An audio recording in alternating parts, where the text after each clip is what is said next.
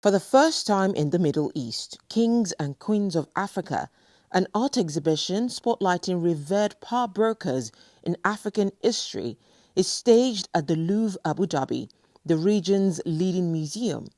Unlike many other Africa-inspired exhibitions which highlight colonization, curators of this showcase say their focus is on telling a different story.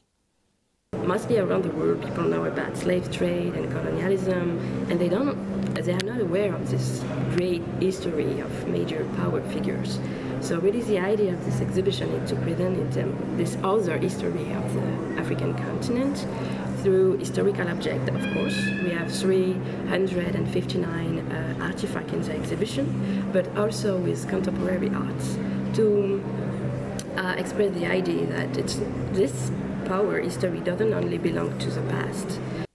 From golden artifacts, iconic pieces from across the continent, to contemporary creations, the exhibition goes beyond the history of Africa and follows the influence of these figures of power into present-day realities. US-based visual artist Ayanna Jackson's contributions to the exhibition are part of a series titled Take Me to the Water. She highlights the connection of African Americans and Afro-descendants around the world to the legends of the past.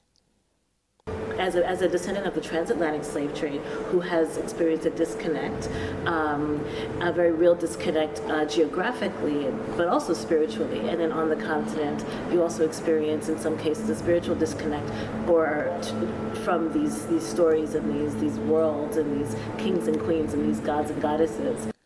From present to future generations, the event also explores history's influence in pop culture, highlighting their transformation from traditional art into new forms of expression, such as games. It's also really interesting because when we were working around the pop culture room, we discovered that a lot of African designers, creators, writers use this history of power, this figure of power, to address questions as identity, empowerment, pride, and to reconnect with the new generation and to tell them this history they doesn't know, they doesn't learn it in school.